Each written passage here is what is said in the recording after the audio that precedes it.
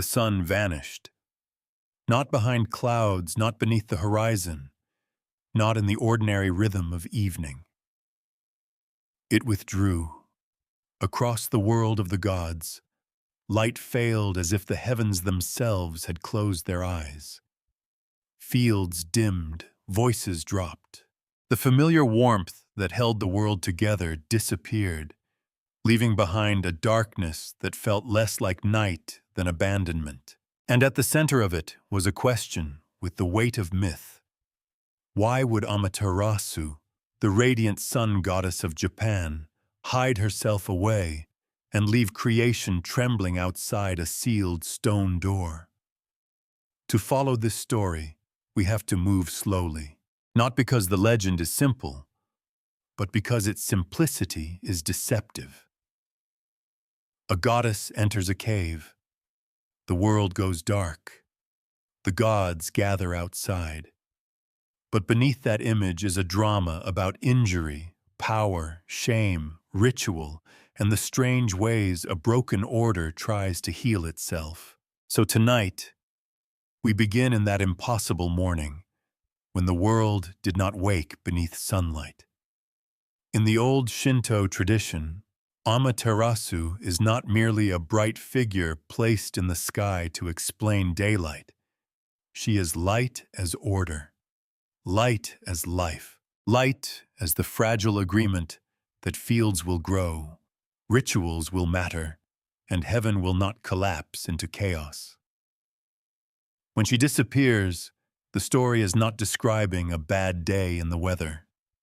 It is describing a universe losing its center.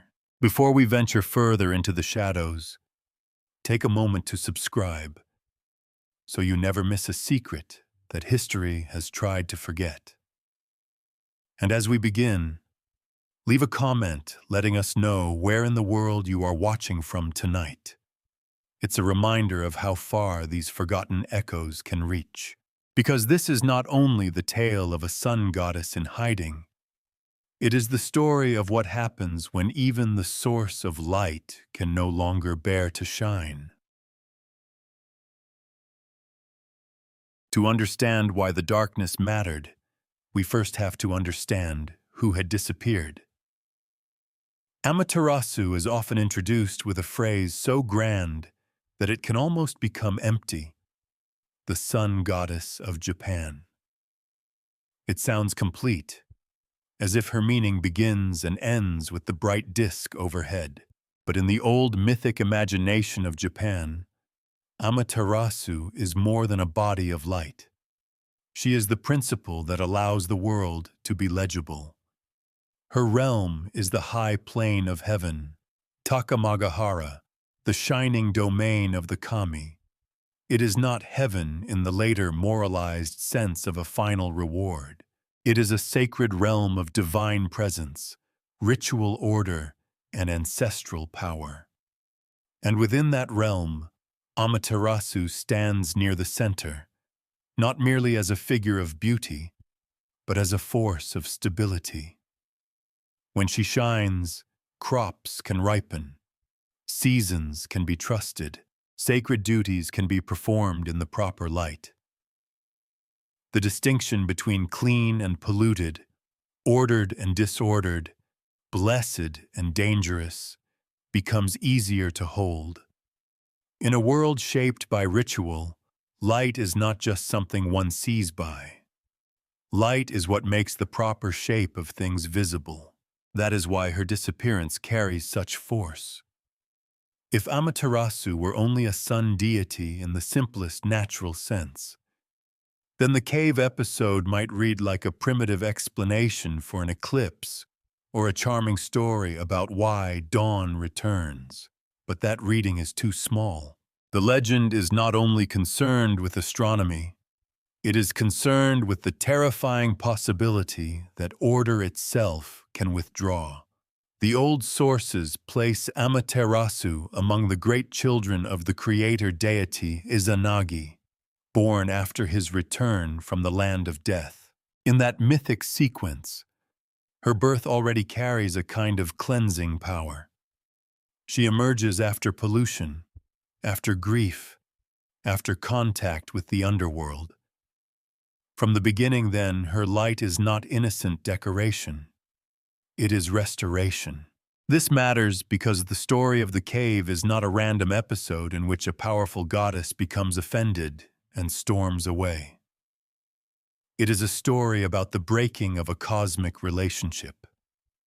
Amaterasu's light belongs to a wider system of obligation. The gods depend on it. The earth depends on it. Human ritual, at least in later interpretation, will come to depend on it as well. Her presence is a form of agreement between heaven and the living world. And yet, like many sacred figures, she can be flattened by reverence. A distant, perfect goddess is easy to honor, but difficult to understand. The cave myth gives her something sharper, a wound. It allows her to be powerful and vulnerable at once. She is not defeated by an enemy from outside the cosmos. She is driven inward by a violation within her own divine household. The sun does not vanish because darkness is stronger. The sun vanishes because the world of the gods has become unbearable to the one who sustains it. That detail changes the emotional temperature of the myth. Amaterasu's authority is not portrayed as brute domination. She does not rule by thunder, conquest, or threat. Her power is quieter and more pervasive. She is the presence whose absence reveals how much depended on her. Sometimes a story tells us who matters not by showing them command, but by showing what collapses when they are gone. In that sense, Amaterasu is one of mythology's most subtle portraits of sacred power. She does not need to announce herself constantly. The world announces her importance when it loses her. There is also a political layer here, though we have to approach it carefully. Later tradition connects Amaterasu to the Japanese imperial line, presenting her as a divine ancestor. That connection would give her myth enormous cultural and ceremonial weight. But when we speak about these traditions, we should not treat every later claim as a simple historical record. Myth, ritual, and authority often grow together over time, each lending strength to the other. What we can say with more confidence is that Amaterasu became one of the central figures through whom sacred legitimacy, continuity, and order were imagined. The mirror associated with her will eventually become one of the most important sacred objects in the tradition. But even before that object appears in our story, the idea is already present. Amaterasu is not only the one who shines, she is the one in whose light power can see itself and perhaps be judged. This is why the legend begins to feel less like a simple tale of divine conflict and more like a meditation on responsibility. If a being holds the center of the world together, what happens when that being is humiliated? What happens when the source of order is treated as if her order can be mocked without consequence? Myth rarely answers such questions directly. It gives us images instead. A heavenly realm, a radiant goddess, a field that depends on light, a weaving hall where divine labor continues in careful rhythm, and somewhere nearby, gathering like a storm beyond the edge of the sky, the force that will disturb it all. Because Amaterasu's brightness is only half the story. To understand the darkness, we must also meet the god who brought chaos to her door. Every story of order eventually has to introduce the thing that tests it. For Amaterasu, that force is Susanoo. He is her brother, but mythology rarely uses family in a simple domestic way. Divine siblings are not just relatives, they are contrasts given names. They share an origin, but not a temperament. They belong to the same sacred architecture, yet they pull its beams in different directions. Susanoo is associated with storms, seas, violence, disorder, and exile. He is not evil in the flat, convenient sense. That would make the story easier, but less interesting. He is more troubling than that. He is a god of force without measure, emotion without restraint, movement without boundary. Where Amaterasu's light clarifies the world, Susanoo's presence unsettles it. A storm, after all, is not only destructive, it can break heat, it can bring rain, it can clear the air after long stillness. Ancient people did not need to be told that storms were powerful. They lived under them. They knew the difference between a life-giving rain and a wind that tears the roof away. Susanoo carries that ambiguity. He is necessary energy in its dangerous form. But in the cave myth, that energy becomes impossible to contain. The emotional contrast between Amaterasu and Susanoo is one of the reasons the story survives so vividly. She represents steadiness, ritual, illumination, cultivated order. He arrives as interruption. He is the noise outside the pattern, the wave over the boundary wall, the shout inside the sacred room. And it is important that the conflict is not between strangers. If chaos attacks from outside, the solution seems obvious. Defend the border. Build stronger walls. Drive the enemy away.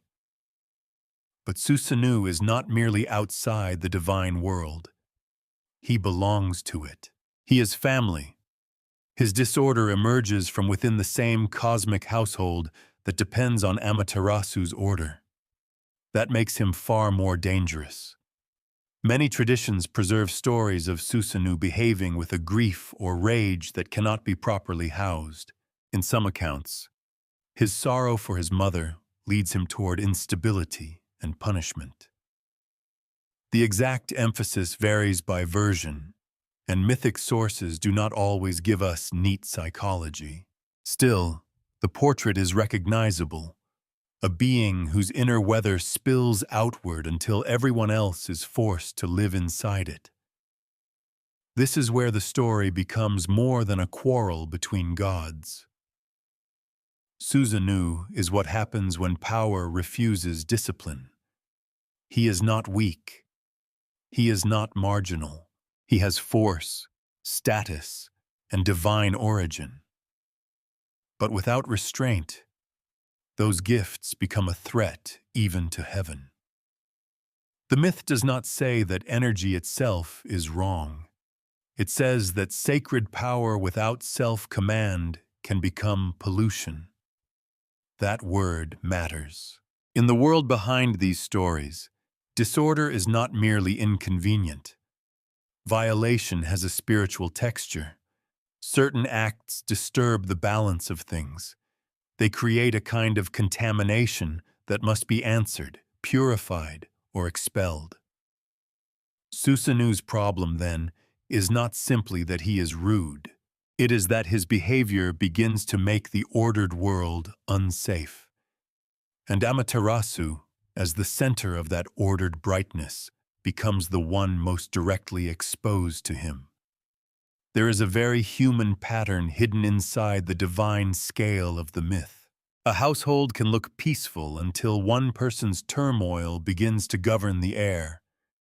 Everyone else adjusts. Voices soften. Doors close more carefully. Work continues, but under pressure. People learn to anticipate the next disruption before it arrives. The world does not collapse all at once. It tightens. Something like that tension gathers around Susanoo. He is storm as personality. Not rain seen from a porch, but thunder inside the hall. Yet the story does not immediately move to the cave. That delay is part of its intelligence. Amaterasu does not vanish at the first sign of trouble. The heavens do not darken because of one insult. The myth gives the conflict time to accumulate, which makes her eventual retreat feel less like overreaction and more like the final result of repeated violation. This is often misunderstood. Modern retellings sometimes reduce the episode to a dramatic sibling fight. The wild brother misbehaves, the offended sister hides, the gods lure her out. But that summary misses the moral pressure of the story. The problem is not that Amaterasu is too sensitive. The problem is that Susanoo's chaos is allowed to approach the sacred center until the center can no longer hold. That is a much darker and more sophisticated idea. The myth asks what happens when the force meant to protect or energize the world becomes the force that wounds it. It asks whether kinship excuses harm. It asks how long order can remain generous toward disorder before generosity becomes surrender. Susanoo's later stories may show other sides of him, including heroic dimensions in some traditions. But here, at this point in the legend, he is not yet the dragon slayer or the complicated exile who may be transformed by dissent. He is the storm before consequence, the divine sun whose force has not yet met its boundary. And so we should imagine the high plane of heaven not as a frozen paradise, but as a realm under pressure. Amaterasu's light still shines. The fields still stand. The weaving hall still carries the rhythm of sacred labor. But the air has changed. Somewhere in that brightness, Susanoo is moving closer, carrying with him the violence of the sea, the restlessness of wind, and the old danger of a power that believes no threshold is truly forbidden. A rivalry between gods is never only a family matter. In ordinary life, a quarrel between siblings can remain trapped inside a house. It may wound the people involved, stain a few memories, change the temperature of a room. But in myth, divine relationships are built into the structure of reality. When a sun goddess and a storm god fall into conflict, the tension does not stay private. It begins to describe the world. This is why the rivalry between Amaterasu and Susanoo feels larger than temperament. It is not simply that she is calm and he is wild. It is that each of them embodies a different answer to a basic question. How should power move? Amaterasu's power radiates. It sustains by presence. It asks for continuity, proper rhythm, and respect for boundaries. Susanoo's power breaks across boundaries. It surges, interrupts, overturns. His force is not patient enough to become order, and her order is not designed to absorb endless force. The tragedy is that both belong to the same divine world. There is a subtle danger in imagining Takamagahara, the high plane of heaven, as a place where everything is already perfect. The old myths do not really give us that. They give us a heaven capable of conflict, rivalry, alarm, negotiation, and punishment. The divine realm is sacred, but it is not frictionless. Its order must be maintained. That detail matters because it makes Amaterasu's world feel alive. The heavens are not a painted backdrop. They are a society. There are fields, halls, duties, objects, rituals, and relationships. There is work being done. There are expectations about what may be touched, what must be honored, and what cannot be violated without consequence. Susanoo's arrival into that order is therefore not just the arrival of a difficult brother. It is the arrival of instability into a place that depends on careful balance. Some versions of the larger mythic cycle present Susanoo as restless before he ever reaches Amaterasu. He is a being who does not seem to fit easily into the role assigned to him. His grief, defiance, or refusal to remain within bounds leads to tension with other divine powers. By the time he comes before his sister, the storm around him is not merely weather, it is reputation. Amaterasu has reason to be cautious, and yet the early encounter between them is not only hostility. This is where the myth resists becoming too simple. There are moments in the tradition where suspicion, challenge, and ritualized testing appear before the full violence erupts. The siblings do not instantly become enemies in the crude sense. They enter a charged exchange, one in which trust is uncertain and power must be demonstrated. This is a familiar pattern in myths of divine kinship. When beings of immense force meet, courtesy is not enough. They test each other. They speak through signs, vows, births, objects, or ritual actions. The relationship is personal, but the language is cosmic. The deeper issue is legitimacy. Can Susanoo enter Amaterasu's realm without corrupting it? Can his intentions be trusted? Can a storm god stand before the sun goddess without trying to dominate the horizon? The myth does not answer these questions with a neat conversation. It lets the tension build through action. That is one reason the story still has psychological force. Families, courts, kingdoms, and institutions have all faced some version of the same problem. What do you do with a powerful insider who refuses the discipline that makes shared life possible? If Susanoo were powerless, he would be easier to dismiss. If he were a stranger, he could be banished without hesitation. But he is neither. He is divine. He is kin. He is a storm with a name and a place in the sacred genealogy. His presence cannot simply be ignored. Amaterasu's position is also more complicated than it first appears. She is not only a wounded sister waiting to be offended. She is a ruler of a luminous order. Her response to Susanoo must carry the weight of her office. Too much softness may invite violation. Too much suspicion may fracture kinship before guilt is clear. Myth compresses these political and emotional pressures into the image of a goddess watching her brother approach. And beneath all of it lies a quiet unease. Heaven itself may not be immune to disorder. That is perhaps the most unsettling idea in this part of the legend. We often expect sacred realms to function as escapes from human problems. But the story of Amaterasu and Susanoo suggests something different. The divine world is not protected from chaos by its sacredness. It must actively defend its sacredness against chaos. Order is not automatic, even in heaven. This helps explain why the later acts attributed to Susanoo are treated with such seriousness. They are not random outbursts in an otherwise casual setting.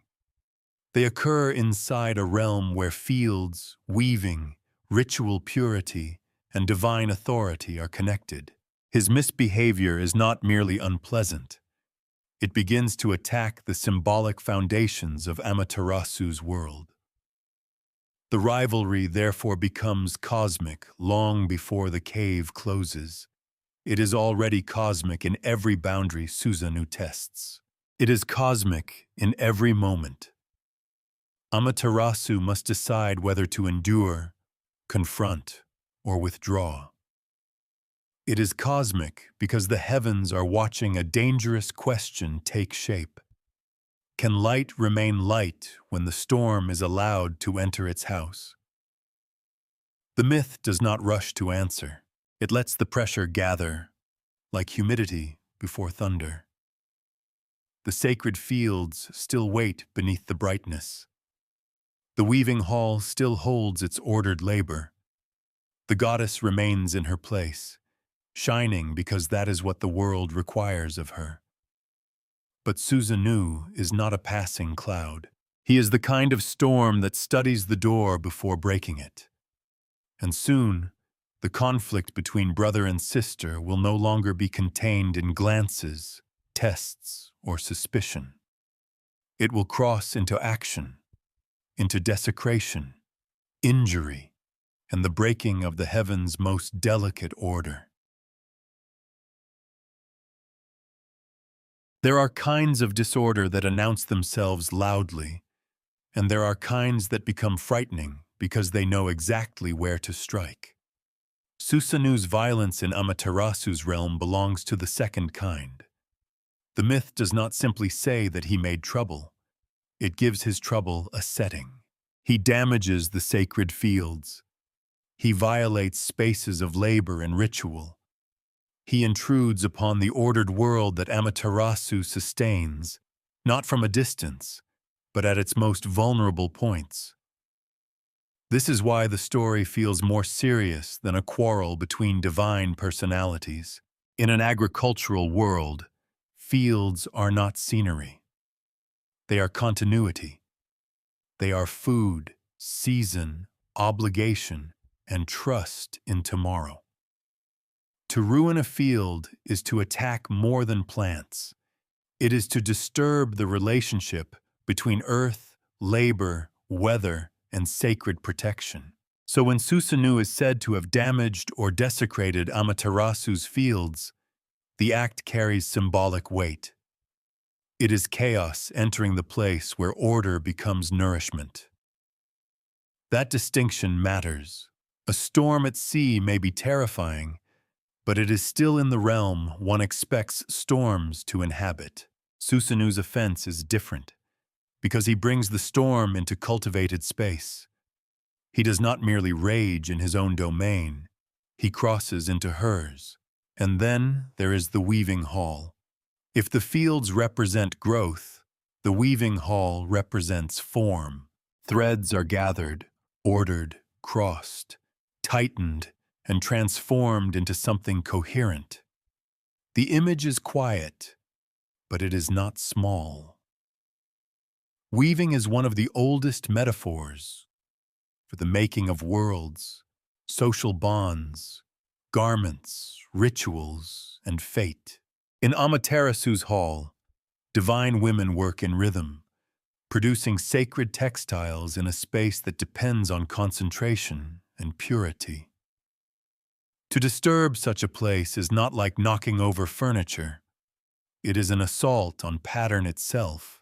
The legend's details vary across tellings, and we should handle them carefully. Some accounts emphasize Susanoo's desecration of Amaterasu's rice fields. Others linger on the horror of what happens at the weaving hall. But the underlying movement is consistent. His behavior moves from insult to violation, from unruliness to sacrilege. This is where modern readers may misjudge the story.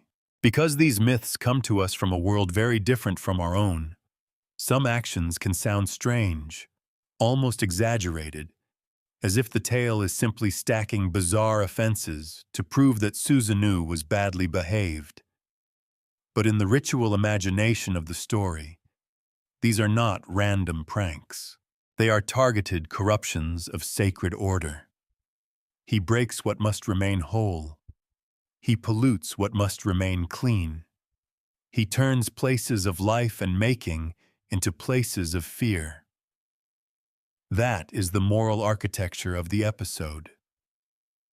Amaterasu's response also becomes clearer when we see the pattern. She is not reacting to one rude gesture. She is watching the signs accumulate.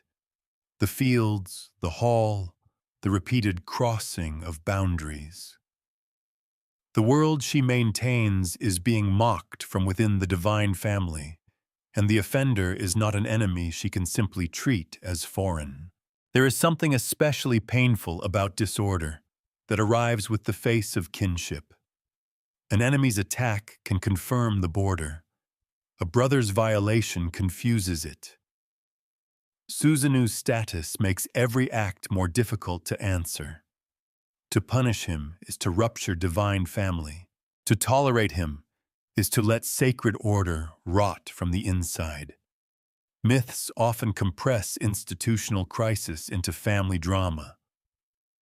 Here, the divine household becomes a model for any ordered society facing a powerful member who behaves as though rules are decorations meant for others.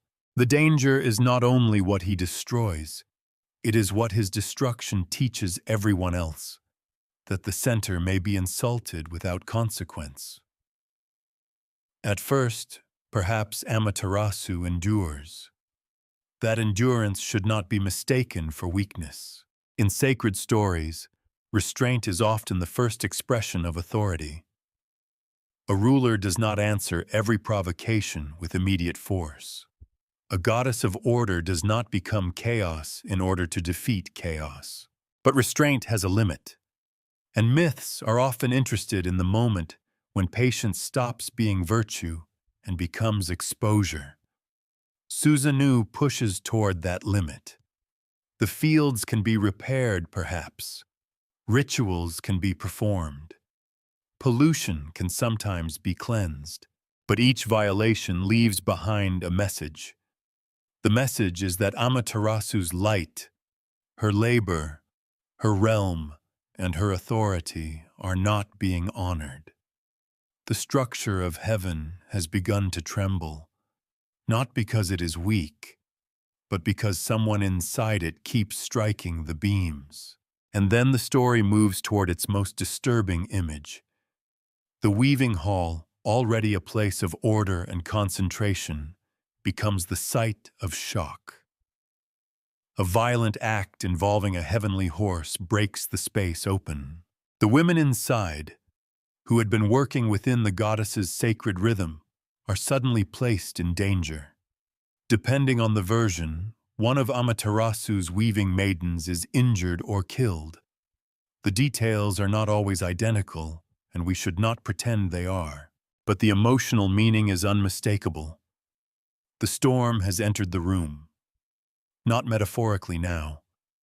Not as tension in the distance. It has crossed the threshold of sacred labor and left trauma where there had been rhythm. From this point, the story can no longer return to what it was. Amaterasu's retreat into the cave will soon appear almost inevitable, not as an act of childish refusal, but as the final withdrawal of a violated power.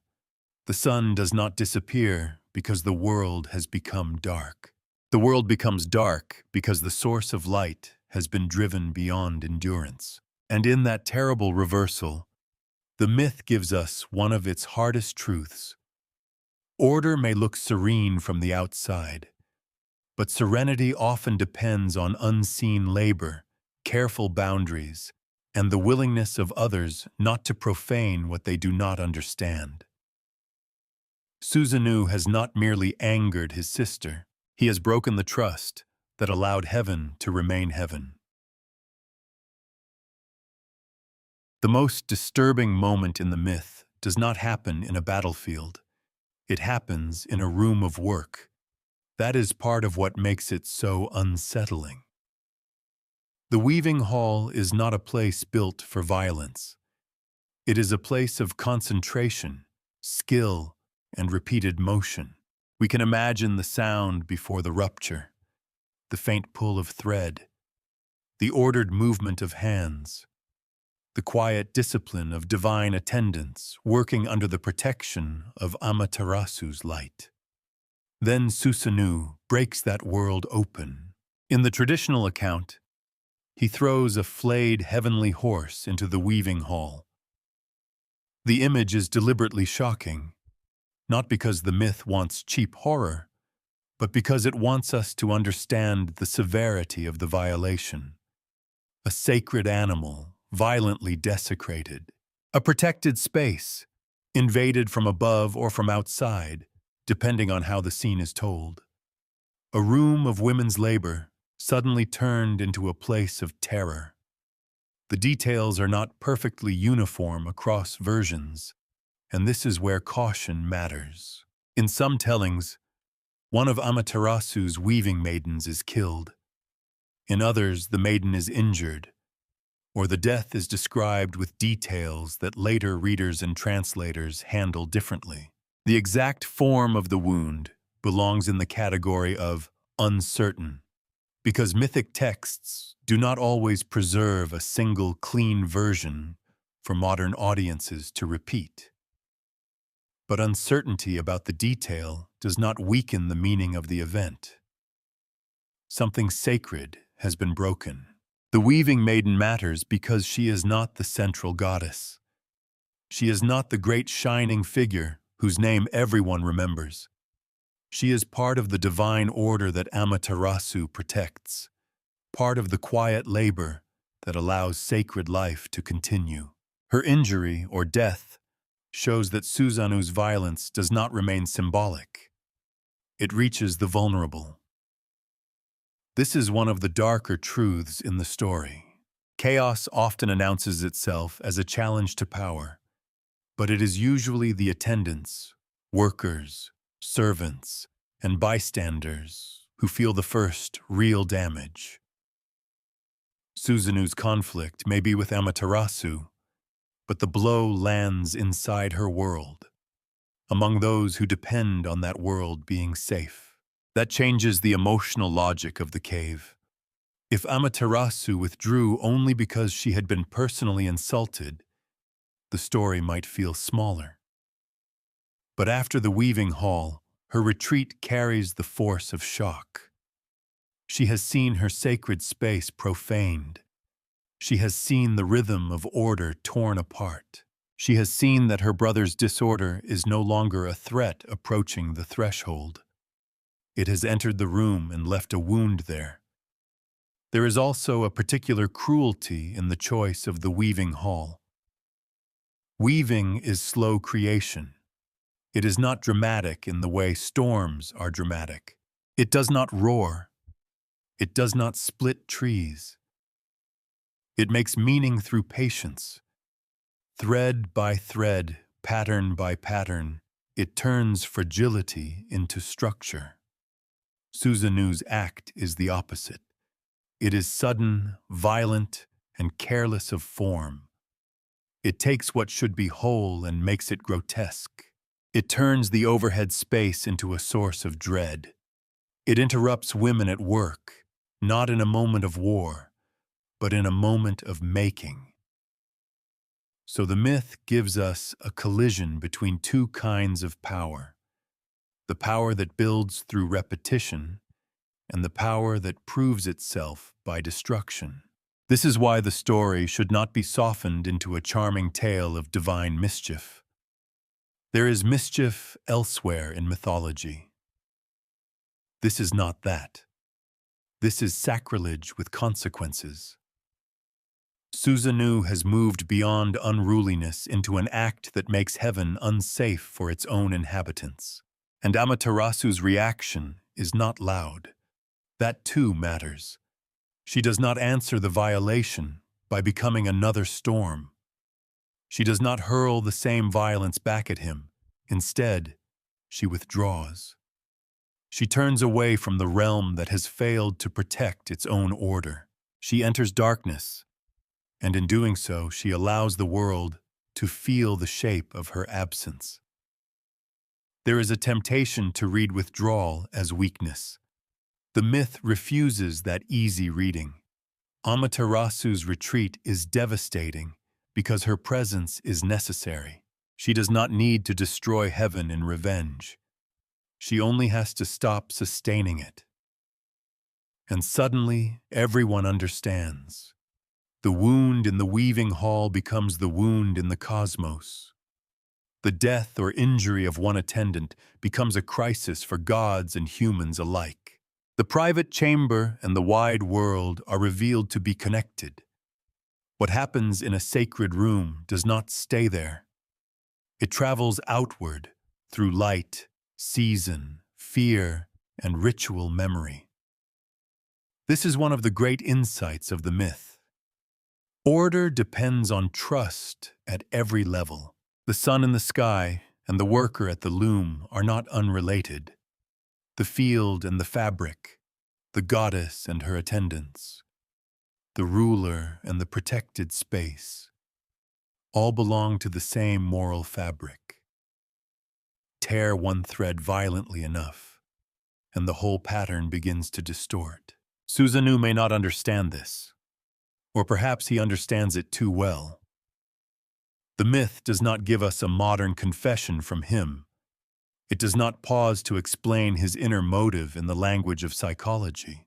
Was he acting from rage, jealousy, humiliation, divine madness, or a storm god's refusal to recognize limits? The evidence is thinner here. What we can say is that the story places his act at the point where tolerance ends. For Amaterasu, something closes.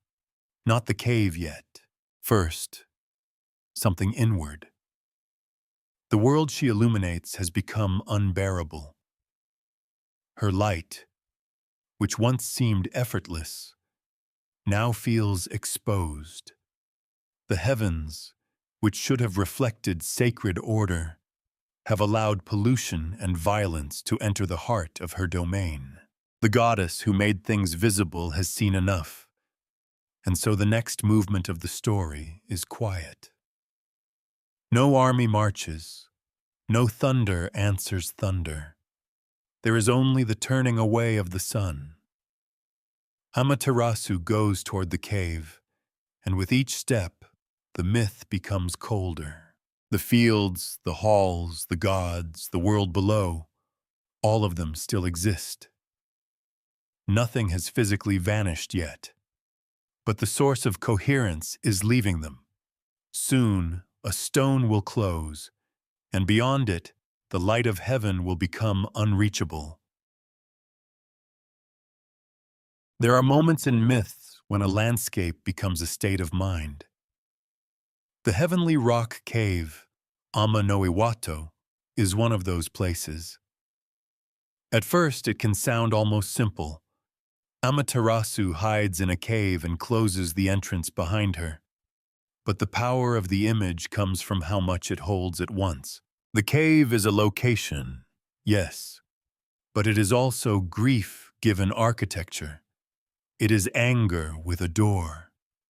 It is the inward chamber a wounded being enters when the world outside has become too violent to face. Amaterasu does not merely leave the room. She removes herself from visibility. That distinction matters. As the sun goddess, her presence is not private. To exist openly is to shine. To shine is to sustain others. Her role gives life, but it also leaves her exposed. Everyone depends on her radiance, yet that dependence has not protected her realm from desecration. After the weaving hall, withdrawal becomes the only power she has left that no one can profane. So she enters the cave. The stone closes, and with that act, the myth changes scale. Until now, the story has moved through tension, violation, and shock. Now it becomes absence. The most important figure in the cosmos is still alive, still present somewhere, still herself, but unreachable. The world has not lost the sun because the sun was destroyed. It has lost the sun because the sun has refused to be available. That is a very different kind of darkness. A destroyed sun would be tragedy. A hidden sun is crisis with a question inside it. What has to happen for light to return? Can the wound be commanded open? Can the gods force her out? Or must the world learn something about the being it took for granted? The cave creates those questions by refusing easy access. In many sacred stories, caves are places of origin, burial, initiation, or transformation. They lead downward, inward, backward, into earth and memory. Here, the cave becomes the opposite of the sky. Amaterasu, whose brightness belongs to open space, enters the enclosed dark. The goddess of visibility makes herself invisible. The deity associated with order chooses a place where the normal order of heaven cannot reach her. And this is not merely hiding, it is a refusal. That refusal has emotional force because it is not theatrical in the ordinary sense. Amaterasu does not stand before the gods and list her grievances. She does not make a speech. She does not explain the exact terms on which she might return. She closes the world out and lets silence speak for her. Anyone who has known a house after a terrible argument understands the power of that kind of silence. Not the silence of peace, but the silence that reorganizes everything around it. People lower their voices. They move differently. They listen at doors. The absence becomes the loudest thing in the room. Now imagine that silence expanded until it covers heaven and earth. The myth's genius lies in making cosmic darkness feel emotionally comprehensible. The sun disappears, and the world suffers, but the cause is intimate, a wound inside a divine relationship. The sealed cave transforms private injury into universal consequence. It says that when the center is harmed, the edges cannot remain untouched. This is also where Amaterasu becomes more than a symbol of daylight. She becomes a figure of dignity under violation. The cave is not simply an escape from responsibility. It is also a boundary drawn after all other boundaries have failed. Susanoo crossed into her fields. He crossed into her weaving hall. He crossed into the protected spaces of her authority. At last, Amaterasu creates a boundary he cannot cross. A stone door, a darkness of her own choosing. There is a certain severity in that choice. The world needs her, but need alone is not enough to summon her back. That may be uncomfortable, and it should be. Myths often preserve truths that are not entirely comforting. The one who sustains a community can be wounded deeply enough to stop sustaining it. Gratitude expressed too late may not immediately restore what neglect and violation have broken. Still, the story does not condemn Amaterasu for entering the cave. It treats her withdrawal with gravity. The crisis is not framed as a tantrum to be dismissed. It is a rupture that the gods must answer with intelligence, ritual, and humility. The cave also changes how we understand darkness. This is not the ordinary dark that belongs to night, rest, or the turning of time. Night has a rhythm. It promises morning. The darkness of Ame-no-Iwato is different because it has no schedule. It is not part of the world's breathing. It is what happens when the breath is held too long. Outside, the heavens wait. Inside, Amaterasu remains hidden with her own brilliance, sealed away from the eyes that once depended on it. That image is strangely painful. Light existing, but not shared. The sun has not ceased to be radiant. It has simply withdrawn beyond relationship. And relationship is the key. The gods will eventually discover that they cannot solve this crisis by treating Amaterasu as a tool that has stopped working. They cannot merely demand light from her. They must create a situation in which she chooses to look outward again. The cave forces them to understand that radiance is not mechanical. Even divine light has an interior life. For now, though, there is only the stone. No golden dawn at its edge. No warmth spreading across the fields. no reassuring sign that the goddess is listening.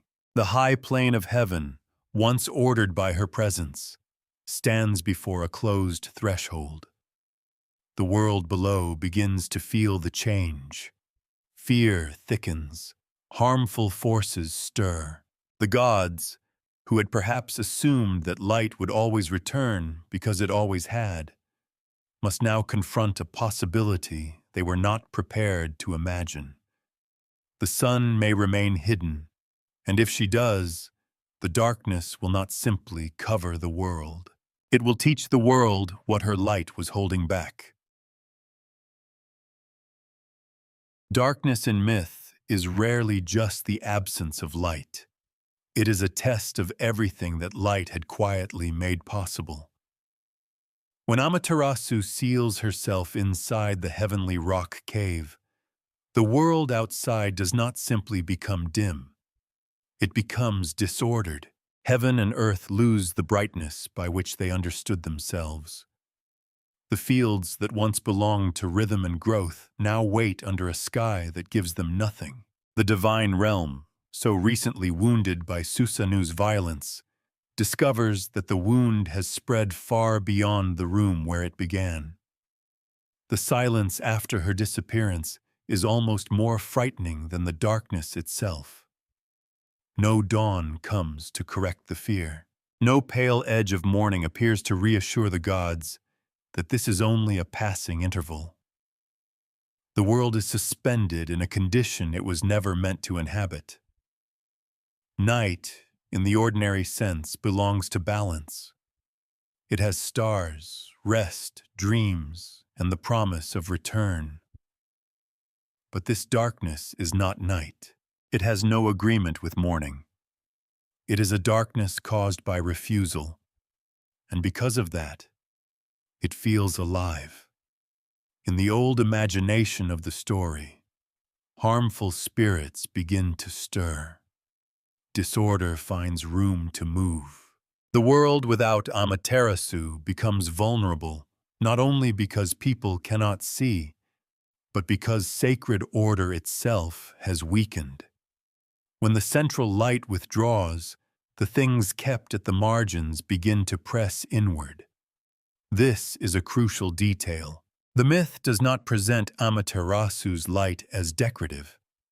It does not say the gods were inconvenienced, or that crops merely looked less beautiful. Her absence changes the moral weather of creation.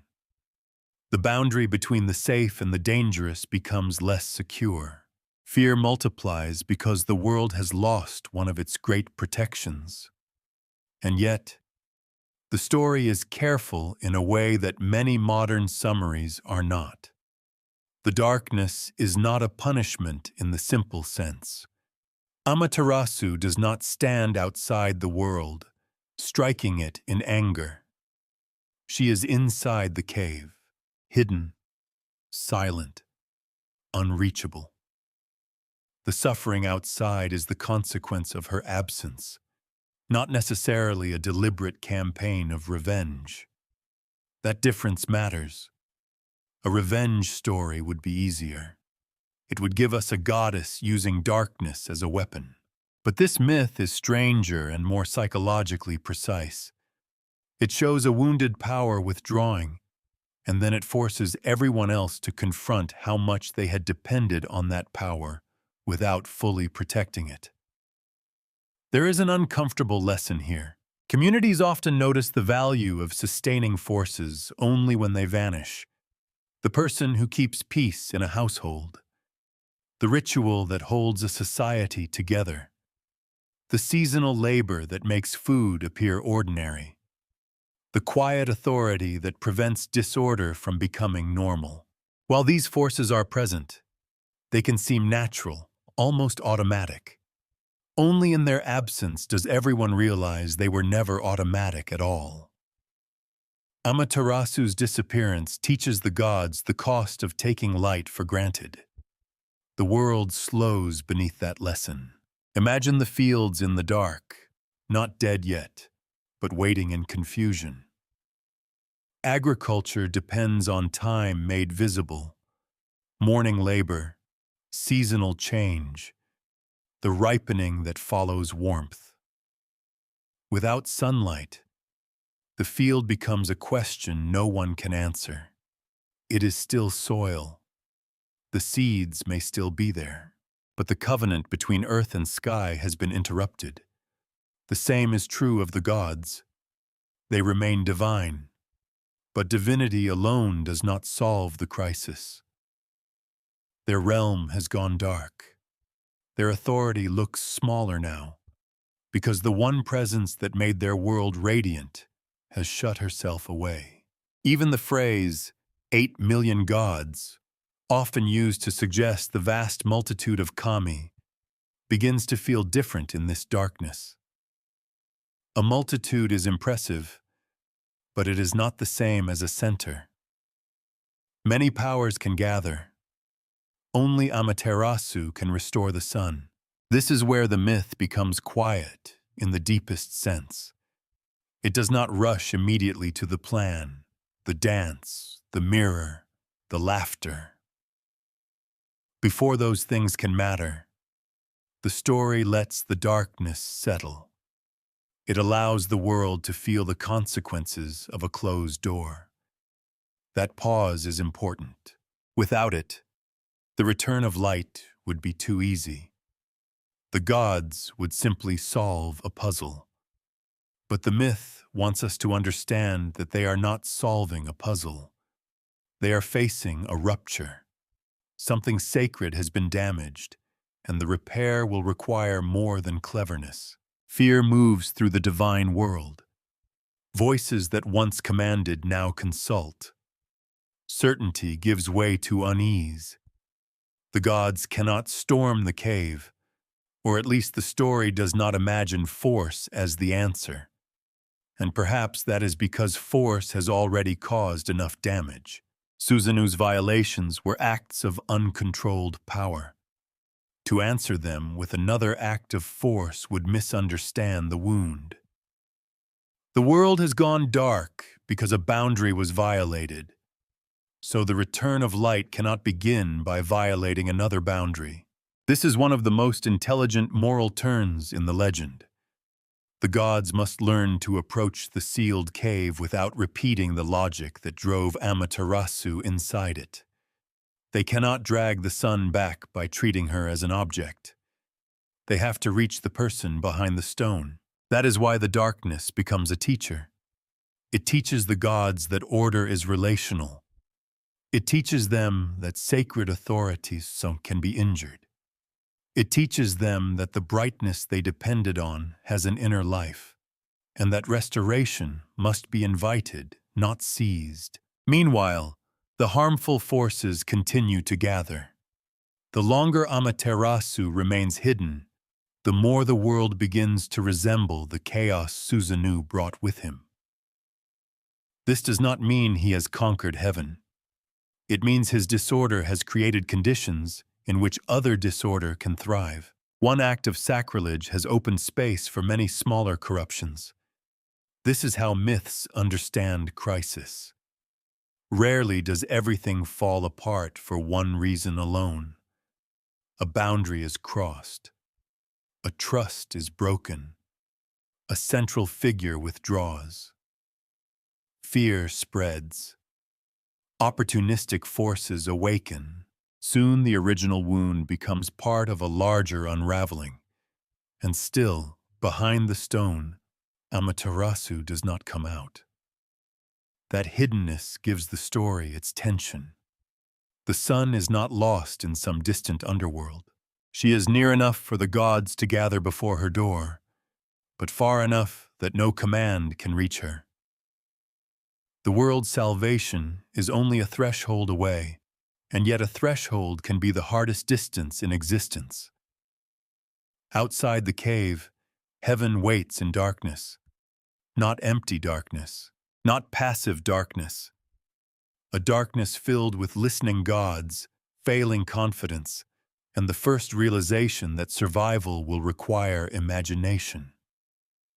Because when light has hidden itself from the world, The world must decide what kind of sound it will make outside the door. When the world goes dark, the gods gather. That detail may sound grand, almost ceremonial, but there is panic inside it. The crisis has become too large for any single deity to solve alone. Amaterasu is hidden behind stone. Heaven and earth have lost their light. Harmful forces are moving in the widening dark. And so the divine multitude comes together before the sealed cave, facing a problem that power alone cannot answer. The old phrase, often translated as 8 million gods, does not need to be read as a literal head count. It suggests vastness, abundance, the uncountable richness of the kami. The world of the sacred is crowded with presences. Mountains, rivers, ancestral forces, storms, growth, thresholds, and mysteries all have their powers. But here, the multitude is not enough. That is the first humbling lesson of the council. 1,000 gods can stand outside a door, and still the door may remain closed. The scene is almost strange in its restraint. We might expect the gods to break the stone apart. We might expect thunder, command, divine weapons, or some overwhelming display of authority. But the myth does not move that way. It understands that the cave is not merely a physical barrier. It is the form Amaterasu's wound has taken. To smash it open would be to misunderstand why she entered. Force has already entered sacred space once. Susanoo's violence has already crossed thresholds that should have been protected. If the gods now answer Amaterasu's withdrawal by violating her final boundary, they risk repeating the same logic in a different costume. They may bring back light, perhaps, but not restoration. So the gods must do something harder than force an outcome. They must think. The council outside the cave becomes one of the most important moments in the myth, because it shifts the story from crisis to response. Not solution yet. Response. The gods are forced to ask what kind of approach can reach a goddess who has turned away from the world. Pleading might not be enough. Authority might not be enough. Noise alone might not be enough. They need to understand the emotional and sacred structure of the problem. Amaterasu is not dead. She is not defeated. She is not powerless. She is hidden. That hiddenness determines everything. A hidden goddess may still be listening. She may still be curious. She may still care, even if grief and anger have sealed her away. The task is not to conquer her. It is to create a reason for her to look outward again. This is where the myth becomes unexpectedly sophisticated. The gods do not merely ask, "How do we get the sun back?" They behave as if the real question is, what might draw the sun back into relationship? There is a difference. The first question treats Amaterasu as a missing function, like a lamp that has gone out. The second treats her as a wounded presence, whose return must involve desire, attention, and recognition. The world needs her light, yes, but need by itself has failed. The gods must make the world outside the cave feel worthy of being seen again. That is not sentimental. It is strategic. A council in darkness also changes the gods themselves. In the brightness of Amaterasu's presence, perhaps they could assume the world's order without examining it too closely. Now they are forced into collaboration. Their individual powers must be arranged into ritual. They need objects, sound, timing, performance, and restraint. No one god can simply dominate the scene. The rescue of light will require a composition. This is one reason the story has such lasting ritual power. It imagines restoration not as a single heroic blow, but as a coordinated sacred act. Everyone has to take their place. Materials must be prepared.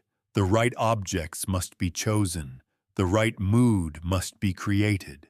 The world is not repaired by panic, even when panic would be understandable. And there is an almost human awkwardness to the problem before them. What do you do outside the closed door of someone who has been hurt? You cannot pretend nothing happened. You cannot demand cheerfulness. You cannot reduce the wound to an inconvenience because you miss what that person used to provide. But you also cannot let the darkness spread forever. At some point, the community must gather, not to erase the wound, but to make return possible. The gods stand in exactly that tension. They need Amaterasu, but they must not treat her needfulness as a weapon against her. They must honor the truth that she withdrew for a reason, while also facing the truth that the world cannot survive her absence indefinitely. So the council begins to form a plan. Not a siege, not a punishment, not a lecture shouted into the dark. The gods will prepare a sacred tree. They will bring jewels. They will bring a mirror. They will create sound and rhythm outside the cave. They will use curiosity, celebration, reflection, and surprise. It is a strange plan only if we imagine divine power as blunt force. But if we understand the problem as one of broken relationship, the plan begins to make sense. They will not drag Amaterasu into the world. They will make the world call to her. Even the choice of joy is not simple. Joy here is not denial. It is not the gods laughing because the crisis is small. It is joy used as ritual intelligence. Laughter becomes a way to disturb despair without attacking it directly. Celebration becomes bait, but also medicine. It suggests that beyond the stone, life has not entirely surrendered to darkness. That is a delicate message. If the world outside the cave were only fear, Amaterasu might have no reason to open the door. Fear would confirm the darkness. But if the world outside suddenly sounds alive, if there is rhythm, movement, laughter, and the strange possibility that another radiance has appeared, then curiosity may do what command cannot. This is why the council matters so deeply. It is the moment when the gods decide not to mirror Susanoo. They choose craft over force, ritual over violence, indirection over domination. In a myth born from violation, the repair begins with carefulness. Of course, the plan is also risky. Amaterasu may ignore them. She may hear the noise and remain unmoved. She may open the cave only slightly, then retreat again. A wounded power does not return simply because others have finally become clever. The gods can prepare the conditions, but they cannot control the final choice. That uncertainty keeps the story alive. Restoration is possible, but not guaranteed. So outside the cave, in the darkness that has swallowed heaven and earth, the divine multitude begins its work. They gather what shines. They arrange what is sacred. They prepare to make sound where silence has ruled. And before the closed stone, the gods learn a lesson that the myth has been moving toward from the beginning. The light of the world cannot be restored by the same violence that drove it away. It must be invited back. The plan begins with objects. That may seem like a small detail, but in this myth, Objects are never merely props. They are the way thought becomes visible. The gods do not stand outside the cave with empty hands, hoping emotion alone will do the work. They gather materials that can carry meaning: a mirror, jewels, a sacred tree, ritual offerings, things that shine or sound or draw the eye. In darkness, even preparation becomes an act of faith. The sacred tree is set up outside the cave, often identified as a sakaki tree in later description. Its branches become a kind of ritual architecture, a living frame on which divine objects can be hung. Jewels are placed there, bright and precious. A mirror is prepared. The scene begins to resemble not a battlefield, but a ceremony arranged at the edge of a wound. That distinction matters. The gods are not trying to defeat Amaterasu. They are trying to reach her without violating the boundaries she has created. So their strategy depends on suggestion rather than command. They will not say, "Come out because we need you." That would be true, but truth alone is not always persuasive, especially when it comes from those who failed to prevent the injury. Instead, they will create a mystery outside the cave. They will make the hidden goddess wonder. This is one of the most psychologically interesting parts of the story. The gods understand that curiosity can move where force cannot.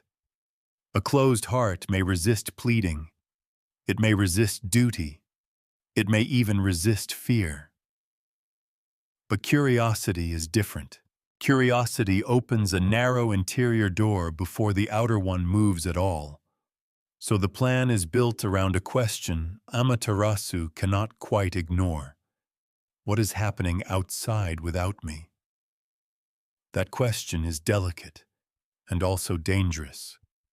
It touches the edge of pride, but not crudely. It does not insult her. It does not accuse her. It invites her to imagine that the world beyond the stone may contain something unexpected, perhaps even another source of radiance. Here, the mirror becomes essential. Before it reflects Amaterasu, it reflects the intelligence of the gods. They choose an object that does not attack, does not argue, does not flatter in words. A mirror simply shows, but showing can be more powerful than speech. In a story about a goddess who has withdrawn from visibility, the mirror prepares the possibility of self-recognition. That is why the plan is not merely clever. It is ritual logic. The jewels shine. The tree holds sacred presence. The mirror waits at the threshold. Sound will rise. Laughter will break the heaviness. Movement will disturb the sealed stillness. Each element has its role, but none of them works alone. The gods are composing an atmosphere strong enough to reach through stone. There is a quiet humility in that. For all their divinity, they must admit that the direct path is closed. They must work indirectly, patiently, almost artistically.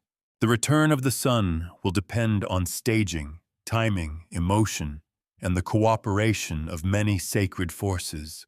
The universe is not repaired by a single order barked into the dark. It is coaxed back into balance through a carefully made scene. And the scene depends on contrast. Inside the cave, stillness. Outside the cave, preparation. Inside, a goddess turned inward. Outside, a community arranging itself around the hope of her return.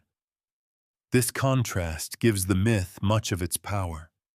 The gods do not deny the darkness. They build within it. They do not wait passively for Amaterasu to change her mind. They make the space outside her hiding place alive enough to be noticed. The plan also reveals what the gods have learned from Susanoo's failure. Susanoo crossed boundaries by force. The council approaches a boundary with choreography. Susanoo turned sacred space into danger. The gods now turn the area outside the cave into sacred performance. Susanoo shattered rhythm. The gods prepare to restore rhythm with sound, laughter, and ritual timing. In other words, the solution is not random. It answers the wound in the language of the wound's opposite. Where there was desecration, they create ceremony. Where there was terror, they create laughter. Where there was violation, they create invitation. This is the myth thinking through repair. But we should be careful not to make the plan too neat. Myths are often clearer in outline than they are in emotional truth. Even a beautiful ritual does not erase what happened in the weaving hall. It does not undo the fear of the attendants. It does not make Susanoo's violence harmless. The plan is not forgiveness disguised as entertainment. It is an emergency act of restoration. The world still needs accountability. That will come later. For now, the gods must bring back light before the darkness consumes the order that makes accountability possible. The use of celebration in this moment can seem almost strange. Why laughter? Why dance? Why noise when the situation is so grave? But that strangeness is exactly the point. In a world where grief has sealed the sun away, ordinary seriousness may only deepen the seal. The gods need something that does not belong to despair. They need a sound that darkness cannot easily absorb. Laughter is risky because it can be cruel. But here it is not laughter at Amaterasu's pain. It is laughter as proof of life. It says, the world outside has not become only damage. There is still movement here. There is still surprise. There is still a reason to look. The plan, then, is not simply to trick the goddess. To call it a trick is not entirely wrong, but it is too small. The gods are creating a ritual fiction that reveals a truth. They will make Amaterasu think there may be another radiant presence outside the cave, and when she looks, she will encounter her own radiance. The deception leads to recognition. That is a complicated moral move, and the myth seems aware of it. The gods cannot lecture Amaterasu into self-revelation. They must let her see herself in a new way. The mirror will not command her to return. It will show her what the world has lost, and perhaps what she has forgotten in grief, that her brilliance is not extinguished simply because she has hidden it. Outside the cave, the arrangement is nearly ready. The sacred tree stands against the darkness. The jewels hold what little gleam they can. The mirror waits like a quiet answer no one has spoken yet. The gods gather, not with weapons raised, but with attention sharpened. Their plan depends on a fragile chain. Sound must become curiosity. Curiosity must become movement. Movement must open the stone. And in that small opening, the mirror must do what no plea has done. It is a plan made in darkness, but not surrendered to darkness. And soon, into that darkness, one goddess will step forward with laughter, rhythm, and a dance strange enough to make the hidden sun listen. The figure who steps forward now is not a warrior. That is important. After all the violence that has driven the story to this point, the myth does not place a stronger fighter before the cave. It does not summon a god whose task is to overpower the stone. Instead, it brings forward Ame-no-Uzume, a goddess of performance, mirth, and ecstatic movement. A sacred figure whose power does not look like command. At first glance, her role can seem almost comic, and in one sense it is. The scene outside the cave becomes noisy, strange, and deliberately excessive. The gods gather. The ritual objects are ready. The darkness presses around them. Then Uzume begins to dance. But the comedy is not a break from the seriousness. It is the answer to it. Uzume's dance is often remembered for its wildness, its bodily energy, and the laughter it draws from the assembled gods. Depending on the telling, the performance has an erotic or unruly quality, and modern retellings sometimes hurry toward that detail as if it were the whole point, but that would flatten the scene. The deeper meaning is not simply that Uzume shocks the gods into laughing. It is that she transforms the emotional field outside the cave. Before she dances, the darkness is heavy with crisis. After she begins, the darkness has sound inside it. That change matters. Amaterasu has withdrawn into a silence shaped by injury. The gods cannot meet that silence with another silence. They need a sound strong enough to reach the sealed interior without becoming an assault. Uzume provides it. Her body becomes the instrument by which the world outside the cave begins to feel alive again. This is not polite court entertainment. It is older, stranger, and more dangerous than that. Uzume's dance belongs to the borderland between ritual and chaos. She does not restore order by behaving with perfect order. She uses controlled disorder against destructive disorder. She brings laughter to the edge of catastrophe, not because she has misunderstood the danger, but because ordinary solemnity has no way through the stone. That is one of the myth's most brilliant reversals. Susanoo's chaos wounded heaven because it violated sacred limits.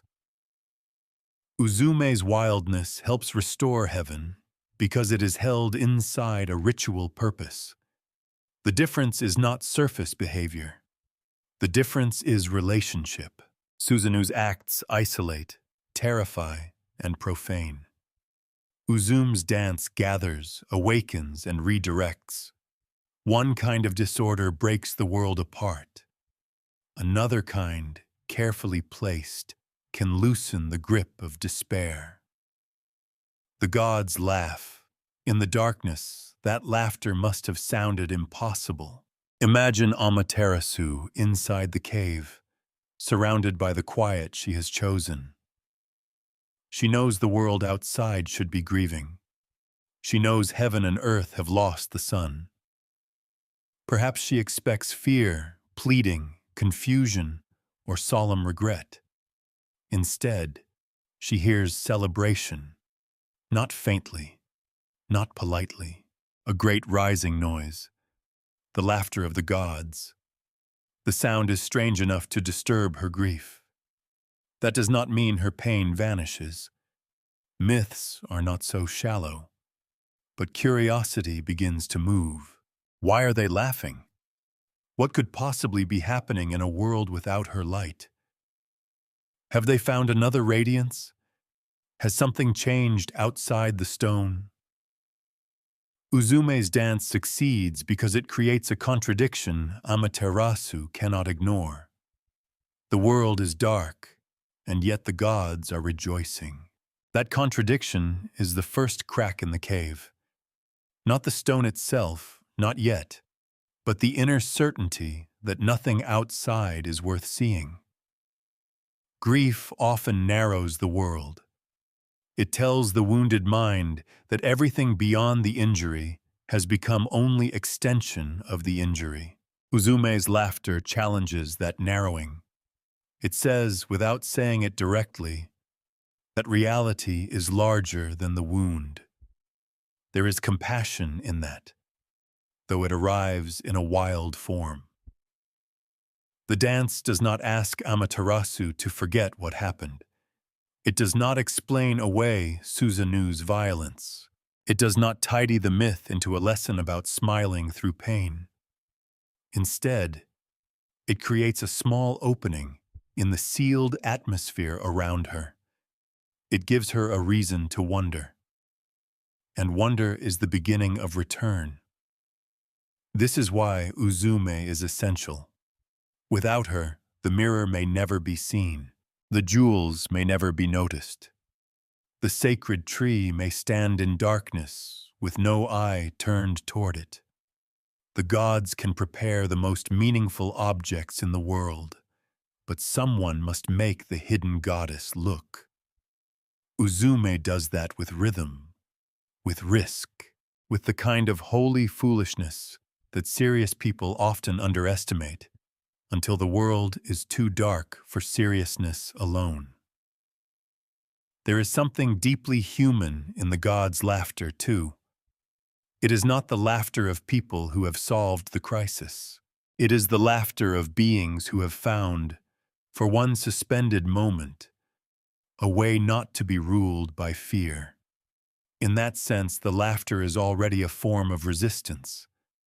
Darkness wants everything to become heavy. Uzume makes heaviness stumble. The scene also tells us something about ritual itself. Ritual is not always quiet, dignified, or restrained. Sometimes it is loud. Sometimes it is embodied. Sometimes it uses exaggeration to move the soul where argument cannot. In many cultures, sacred performance does not merely represent transformation. It helps produce it. Uzume's dance is not a decoration placed before the real solution. It is part of the mechanism by which the solution becomes possible. Outside the cave, the gods join the noise. Their laughter grows, their attention sharpens, the plan begins to breathe. And inside, Amaterasu listens. This is the delicate moment before the threshold moves. The goddess has not returned. The world is not saved. But the sealed interior is no longer entirely sealed. Sound has entered. Curiosity has entered. Somewhere behind the stone, the sun goddess turns her attention toward the world again. That is a small movement. But in this story, it is enormous. Because the return of light does not begin with sunrise. It begins with listening. Ame-no-Uzume dances on, and the darkness outside the cave becomes crowded with rhythm, laughter, jewels, branches, breath, and expectation. The gods do not know whether the hidden sun will answer. But for the first time since the stone closed, they have created something that can travel through despair without breaking the door down. They have made joy useful, and beyond the sealed threshold, Amaterasu begins to wonder what kind of world could still be laughing without her. Curiosity is a quiet force, but it has opened more doors than command ever has. Inside the heavenly rock cave, Amaterasu hears the laughter of the gods. That sound is the first impossible thing. In a world without sunlight, there should be mourning. There should be fear. There should be pleading voices pressed against the stone. Instead, there is celebration. So she speaks from within the darkness. In the old telling, she wonders how the gods can rejoice when the world should be wrapped in gloom. The question is natural, but beneath it is something more fragile than suspicion. It is the first sign that Amaterasu is no longer entirely turned inward. The sound outside has reached her. The dance has done its work. The sealed goddess is listening, and now she wants to know. The gods answer with a kind of sacred misdirection. They suggest that another deity, more radiant than she, has appeared. It is a dangerous line to walk. Too blunt, and it becomes insult. Too obvious, and it fails. But the answer is shaped to draw her closer to the threshold. It touches curiosity, perhaps pride, perhaps the deeper ache of a goddess who has hidden herself and now hears that the world has somehow found brightness without her.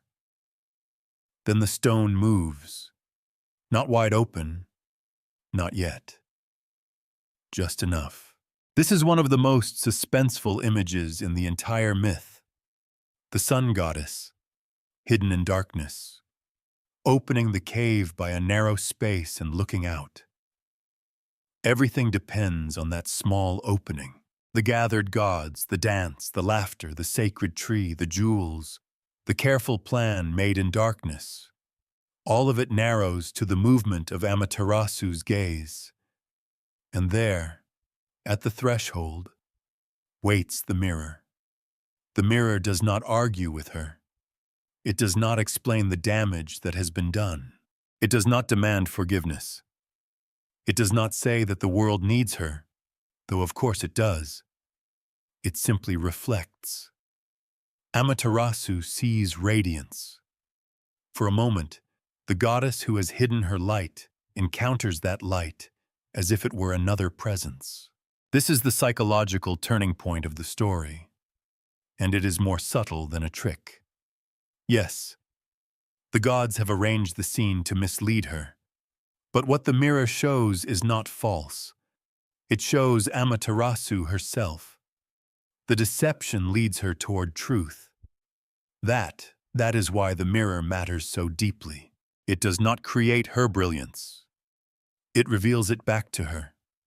In grief, anger, or shame, a being can become separated from the meaning of their own presence. Amaterasu has not stopped being the sun goddess inside the cave, but she has stopped standing in relation to the world as the sun. The mirror offers a way across that separation. It lets her see what has been hidden, not only from others, but perhaps from herself. This is not merely a beautiful image. It is a serious idea about restoration. The gods cannot simply tell Amaterasu who she is. A wounded person may hear such words as pressure, flattery, or need disguised as concern. But the mirror lets recognition arise from sight. It allows the goddess to approach her own radiance indirectly, safely, through reflection. In many traditions, mirrors are unsettling objects because they reveal and estrange at the same time. They show the familiar as if it belongs to someone else. They turn the self into an image that can be examined. At the cave, that strangeness becomes useful. Amaterasu is drawn toward the brightness because, at first, she does not fully possess it as herself. The mirror gives her distance from her own light, and that distance allows return to begin. The sacred objects around the mirror deepen the scene. The jewels shine like concentrated fragments of value. The tree holds the arrangement together, turning the space outside the cave into a ritual threshold. The laughter continues. Uzume's performance has filled the air with enough life to make looking outward irresistible. The gods have created a world in miniature. Sound, beauty, reflection, community, and expectation. A world asking to be seen. And Amaterasu looks. That is the moment the myth has been waiting for. Not the full return yet, but the choice to look. The difference between a sealed universe and a restored one may begin with an opening no wider than a glance. There is a lesson here that the story does not state directly. Light cannot be restored only by need. Need may surround the cave. Need may cry out from the fields, the gods, the frightened world below. But need alone can become another burden laid upon the wounded. What draws Amaterasu outward is not simply that others require her. It is that she encounters, through ritual, the reality of her own undiminished brilliance. The world does not pull her out by saying, "Serve us again." It invites her to remember that she is light. This makes the mirror a sacred instrument of both theology and psychology. In later tradition, the mirror associated with Amaterasu will carry enormous symbolic weight, eventually linked to imperial and ritual authority. But even within the myth itself, before later meanings gather around it, the object is already profound. It is the shining surface at which hidden power recognizes itself. Still, the scene is not finished. A glimpse can be lost. A door partly opened can close again. Amaterasu is near the threshold, but not yet safely returned. The gods must act at exactly the right moment. Too soon, and they frighten her back. Too late, and she may retreat into the darkness she has made her shelter. This is where the plan requires both patience and decisiveness. The mirror has drawn her attention. The dance has awakened curiosity. The laughter has made the outside world seem alive. Now the gods must prevent the closing of the cave, because the return of light is still fragile. The myth lingers, whether we notice it or not, on the delicacy of that instant. Restoration is rarely a single triumphant leap. More often, it is a threshold moment. Part fear, part recognition, part longing, part risk. Amaterasu has seen her own radiance. She has leaned toward the world.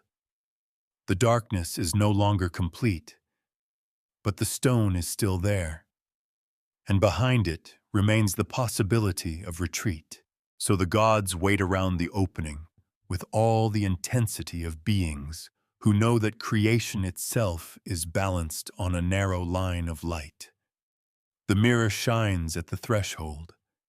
The laughter continues behind them. The hidden sun has seen herself. Now the world must hold that opening long enough for dawn to pass through. The return of the sun does not begin as a sunrise. It begins as a hesitation at a cave door. Amaterasu has opened the stone just enough to look out.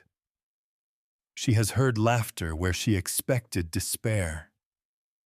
She has seen in the mirror a radiance she did not at first recognize as her own. Around her, the gods hold the moment carefully, because everything depends on what happens before doubt can close the threshold again.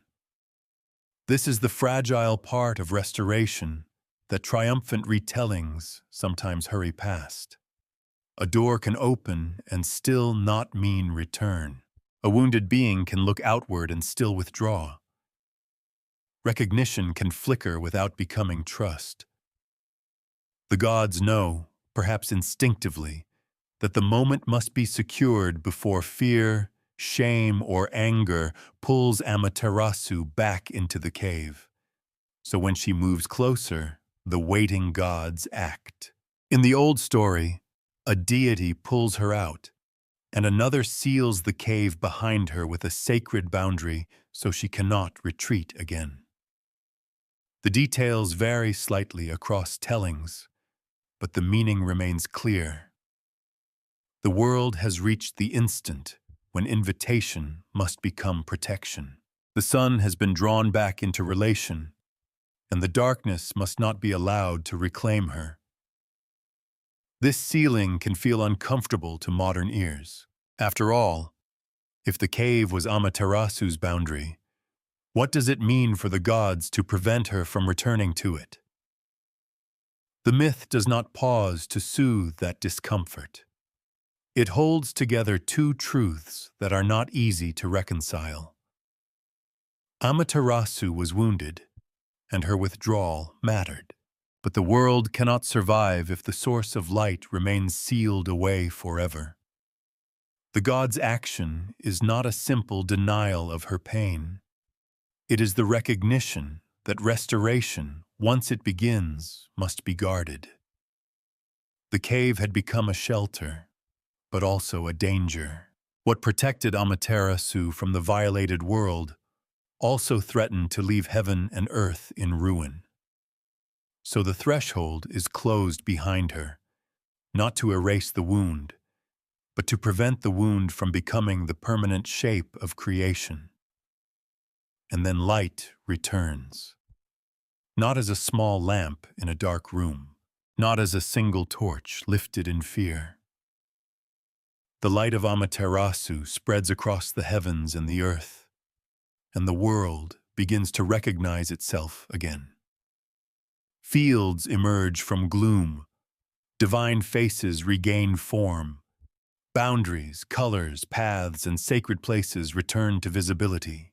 The things that had waited in darkness are not transformed into something new.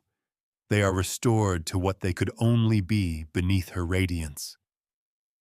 This is why the moment feels luminous, but not simple. The return of light is not the same as the erasure of what happened. The weaving hall remains part of the story. Susanoo's desecrations remain part of the story. The fear outside the cave remains part of the story. Mythic restoration does not mean pretending the rupture never occurred. It means the world becomes capable of order again after the rupture has been answered. That word matters. Answered, not erased. Amaterasu's emergence answers the darkness, but it does not excuse the violence that drove her away. The gods' celebration answers despair, but it does not cancel accountability. The mirror answers her hiddenness, but it does not make grief unreal. The myth is wiser than a clean, happy ending. It knows that the return of brightness may be necessary before justice can be completed. Light returns first, because without light, nothing can be properly seen. Not the fields, not the gods, not the crime, not the consequence. There is a quiet moral sequence here. The world must be restored, and then disorder must be judged. If punishment came first, it might satisfy anger, but the cosmos would still be dark. If celebration came without punishment, the wound would be trivialized. The myth chooses both in order. Bring back the light, then deal with the storm. For now, though, the darkness recedes. The harmful forces that had stirred in Amaterasu's absence lose the condition that favored them. Fear loosens its grip. Heaven, which had become a chamber of crisis, opens again into brightness. The return is cosmic, but also intimate. The gods who stood outside the cave are not merely watching daylight resume. They are witnessing the return of the one whose absence taught them how much they had failed to protect. And Amaterasu herself is changed, at least in the emotional logic of the story. She has seen her own brilliance from the outside. She has learned that her light can be hidden, missed, summoned, reflected, and ritually honored. The gods have learned something too, that the sun is not a possession of the world, but a sacred presence whose relationship with the world must be maintained. This is where the myth becomes more than an explanation for daylight. It becomes a story about the conditions under which life-giving power remains willing to shine. Order is not restored because everyone simply goes back to normal. Normal was what allowed Susanoo's chaos to move too far. The restored world must now include memory. It must remember the cave. It must remember the cost of violation. It must remember that laughter helped, that ritual mattered, that a mirror succeeded where force would have failed. And it must remember that light can withdraw. That memory gives the story its lasting seriousness. A myth with no memory becomes decoration. This myth is not decoration. It is a warning carried in luminous form. When Amaterasu emerges, the sealed cave stands behind her as more than a closed place.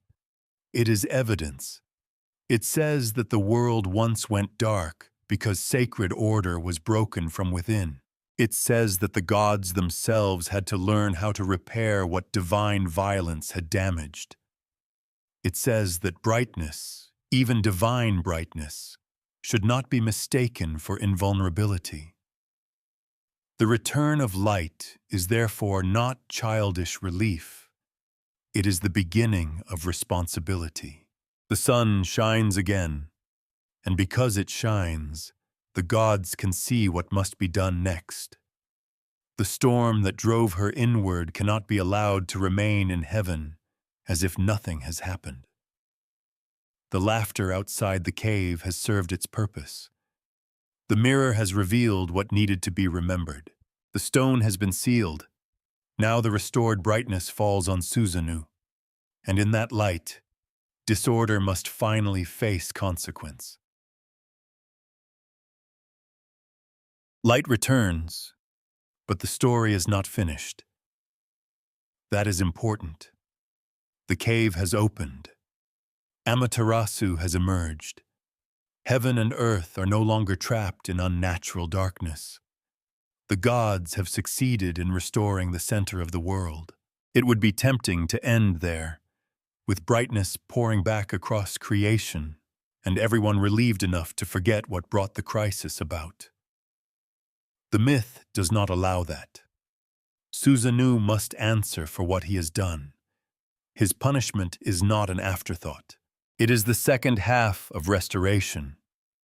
If Amaterasu's return restores light, Susanoo's exile restores consequence. Without that consequence, the entire story would become dangerously hollow. The gods would have recovered the sun while leaving the source of violation untouched, and the moral order of heaven would remain compromised. So Susanoo is punished. In traditional accounts, he is stripped of status, penalized, and expelled from the heavenly realm. The exact description can differ depending on the version and translation, but the movement is clear. The storm god is removed from the space he has polluted. His violence has made him unfit to remain in Amaterasu's domain. This is not merely revenge. Revenge would focus on satisfying anger. The punishment of Susanoo does something more structural. It reestablishes a boundary. He crossed into sacred fields. He disrupted divine labor. He brought terror into the weaving hall. Now the realm he violated draws a line around itself and says, "This force cannot remain here as though nothing happened." That line is necessary because the myth understands a hard truth about disorder. If it is not answered, it becomes permission. A sacred order cannot survive only by repairing damage after every violation. It must also show that violation has a cost. Otherwise, Amaterasu's emergence from the cave would be less a restoration than a return to danger. The light would shine again, but under the same threat that drove it away. The gods do not make that mistake. They restore the sun, and then they remove the storm. There is a deep narrative balance in this. The plan outside the cave required joy, ritual, and delicacy.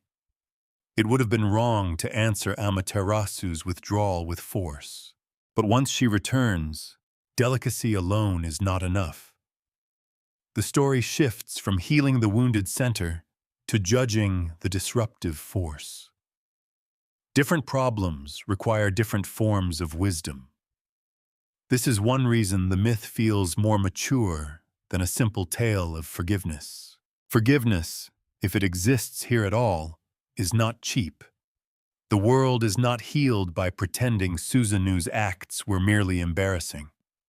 His exile says that some actions rupture trust so severely that continued closeness becomes impossible.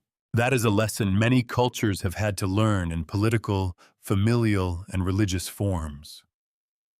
A community can be compassionate toward a difficult figure for a long time. It can explain, absorb, negotiate, endure. But when that figure turns sacred space into danger, compassion without boundary becomes complicity. Susanoo's punishment protects the restored order from that mistake. At the same time, we should not flatten him into a permanent monster. Mythic figures often change shape across stories. Susanoo's later traditions include other roles and episodes, some of them heroic. His exile from heaven is not the end of every possible meaning attached to him. But within this particular myth, at this moment, he stands for power that has refused restraint and must be cast out before balance can hold. That complexity matters. If Susanoo were only evil, the story would be easier. If he were only misunderstood, the story would be softer. Instead, he is dangerous, divine, kin, and accountable. The myth keeps all of those truths in the same frame. He belongs to the sacred genealogy, but belonging does not excuse desecration. He has power, but power does not free him from consequence. He is Amaterasu's brother, but kinship does not erase harm. The punishment also clarifies something about Amaterasu. Her return is not dependent on Susanoo's immediate apology. The myth does not make her restoration wait for the offender to become emotionally satisfying. Instead, the community acts around the harm. It draws her out through ritual care, then deals with him through formal consequence. That order feels significant. The wounded center is not asked to solve the offender. The gods take responsibility for the world around her. There is wisdom in that. Too often, stories of injury place the burden of repair on the injured figure. Forgive, return, shine again. Make everyone comfortable. The Amaterasu myth does ask her to return because the stakes are cosmic, but it does not stop there. It also requires the community of gods to recognize the cause of the rupture and remove it. Light without justice would be unstable. Justice without light would be blind. The myth gives us both. Susanoo's exile from heaven also transforms his symbolic role. A storm contained within proper bounds may belong to the world. A storm inside the sacred center becomes catastrophe. By expelling him, the gods are not erasing storm from existence. They are relocating it away from the heart of heavenly order. The force is not destroyed. It is displaced, limited, made to face the consequences of its excess. This is how ancient stories often think about chaos. They do not always imagine chaos being annihilated. That would be unrealistic, even in myth. Chaos is part of the world. Storms will come. Seas will rage. Grief will break through polite surfaces, but chaos must not be allowed to rule the sanctuary. That is the boundary Susanoo's punishment restores. And after the exile, the story breathes differently. The light has returned, and the source of immediate violation has been removed. Heaven is not innocent again. Myths rarely offer that kind of innocence once it has been lost, but it is capable of order again. The world can continue, not because nothing happened, but because what happened has been named, answered, and placed outside the center. This is why the punishment belongs inside the restoration, not after it. The cave could be closed behind Amaterasu, but if Susanoo remained untouched, another cave would always be waiting, another withdrawal, another darkness. The gods seem to understand this. They do not simply celebrate the sun. They protect the conditions under which the sun can remain, and so the storm god is driven from the heavenly realm. The bright order he violated stands once more, no longer naive about its own vulnerability. Amaterasu shines again, but the myth has changed the meaning of her light. It is not effortless anymore. It has been lost and recovered. It has been hidden, reflected, invited, and defended. The world after Susanoo's punishment is therefore not the same world as before. It is a world that has learned the cost of failing to guard what sustains it. And from here, the story begins to widen beyond the cave, beyond the dance, beyond even the punishment. The mirror, the jewels, and the memory of Amaterasu's return will carry meanings that later generations will gather, preserve, and reshape into symbols of sacred authority. After the cave opens, certain objects do not return to being ordinary. The mirror has done too much. The jewels have shone at the edge of cosmic darkness. The sacred tree has held a ritual arrangement at the threshold between absence and return. These things are no longer simply beautiful or useful. They have participated in the restoration of the world. In myth, that kind of participation leaves a mark. This is why the objects surrounding Amaterasu's return matter beyond the immediate drama of the cave. They become part of the way later tradition thinks about sacred authority. Not authority as mere force, and not authority as simple inheritance, but authority as something that must be reflected, adorned, ritually recognized, and connected to divine order. The mirror is the most powerful of these images. At the cave, it reveals Amaterasu to herself.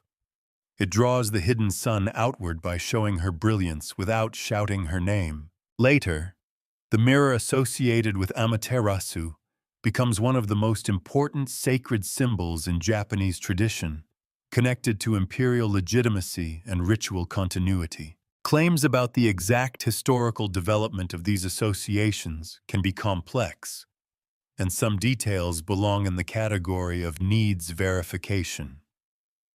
Myth, court tradition, shrine practice, and political authority do not always separate neatly. But the symbolic logic is clear. A ruler connected to Amaterasu is not merely claiming power from above.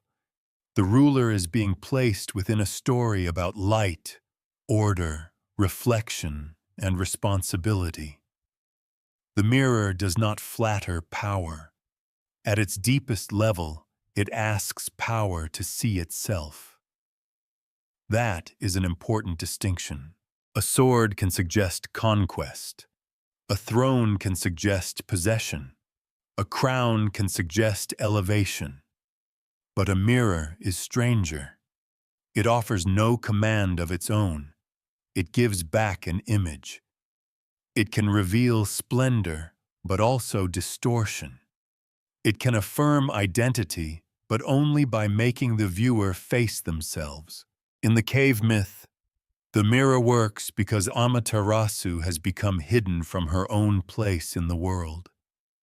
She must be shown what she still is. If later authority gathers around that object, then the myth carries a quiet warning inside the symbol. Sacred power must remain capable of self-recognition. It must see what it is reflecting into the world. The jewels also matter. They are not as psychologically dramatic as the mirror, but they carry the language of value, brightness, and offering. Jewels concentrate light. They are small, durable, precious things, the kind of objects that can move between ritual, gift, ornament, and symbol. Hung upon the sacred tree, They help make the darkness outside the cave visually alive. They say that the world beyond the stone still contains beauty arranged with care. This matters because the gods are not simply improvising noise in front of a door. They are constructing a ritual environment. The objects gather meaning around the threshold. They prepare Amaterasu's return not by argument, but by form. Form is one of the quiet powers of ritual. A ritual object does not have to explain itself in ordinary language. It works through placement, repetition, memory, and association. It says, "This moment is not casual. This action belongs to a pattern deeper than impulse." The gods, who have just suffered the consequences of uncontrolled divine force, now rely on carefully ordered sacred form to repair the world. The contrast with Susanoo could not be clearer. He handled sacred spaces as if his force gave him permission. The gods outside the cave handle sacred objects as if meaning requires discipline. One mode of power profanes, the other consecrates. That difference is the hidden political teaching of the myth. Power is not made sacred simply because it is strong. Susanoo is strong, and his strength nearly ruins heaven. Sacred power must be aligned with order, restraint, recognition, and ritual responsibility. The cave story does not reject force entirely. After all, Susanoo is punished, and Amaterasu is physically prevented from retreating once she emerges. But it refuses to make force the foundation of restored authority. The foundation is something subtler. Light must be honored. Disorder must be named. The center must be protected. The community must know how to gather when the center withdraws. And power must be reflected back to itself before it can safely shine outward. This is where later imperial associations become understandable, even if the historical layers require caution.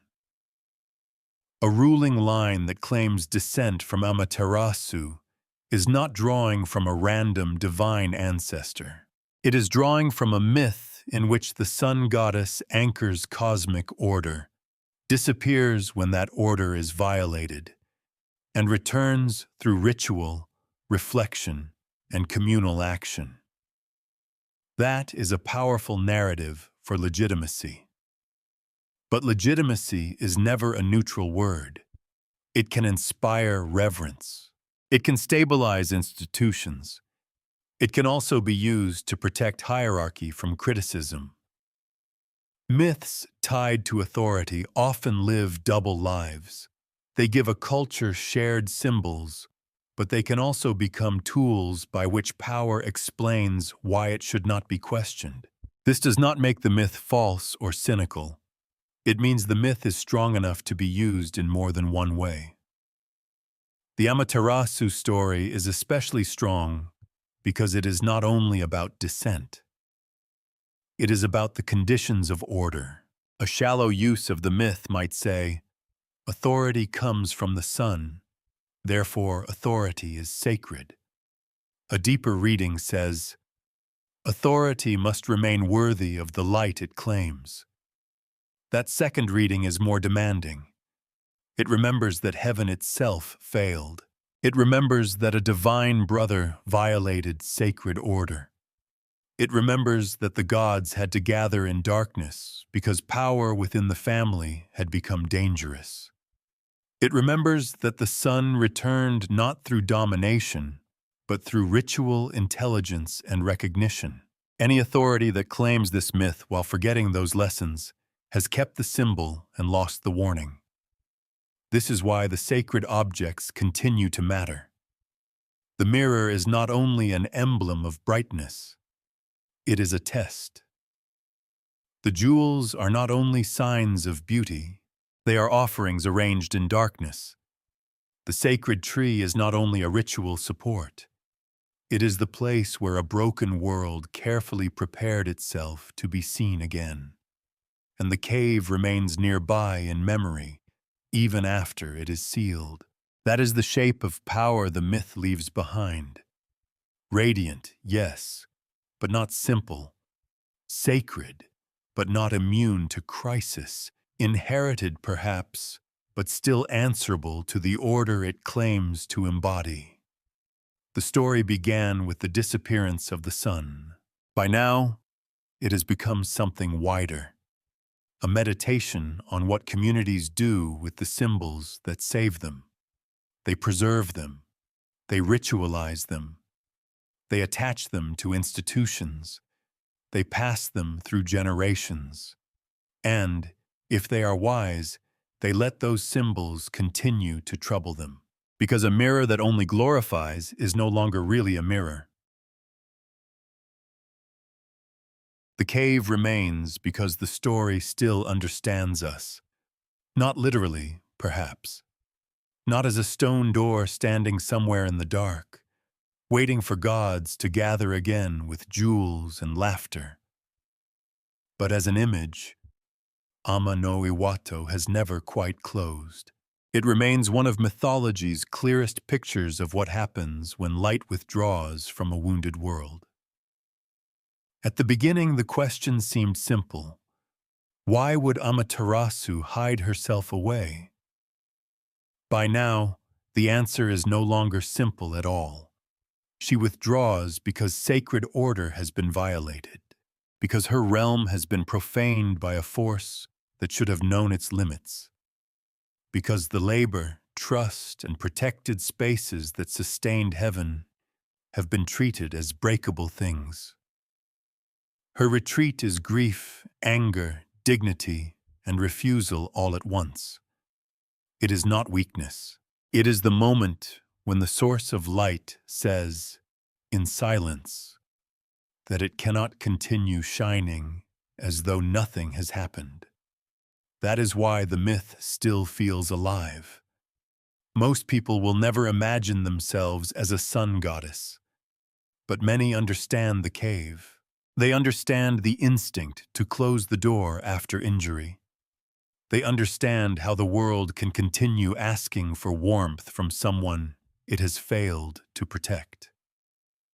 They understand that absence can become the only language left when every other boundary has been crossed.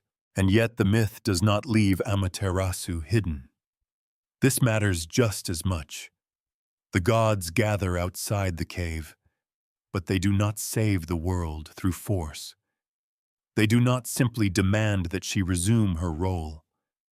They create conditions for return. They bring beauty. They bring sound. They bring reflection. Ame-no-Uzume dances, and laughter rises in the dark. The mirror waits at the threshold, not to deceive in any crude sense, but to return Amaterasu to herself. The sun comes back because she is invited to remember her own radiance. That is the strange tenderness at the center of the story. Joy becomes useful, not because pain was imaginary, but because pain had become enclosed. Laughter does not erase the wound. It opens a path around it. The mirror does not command healing. It makes recognition possible. Still, the myth is not naive. Once the light returns, Susanoo is punished. The storm is exiled from the heavenly realm.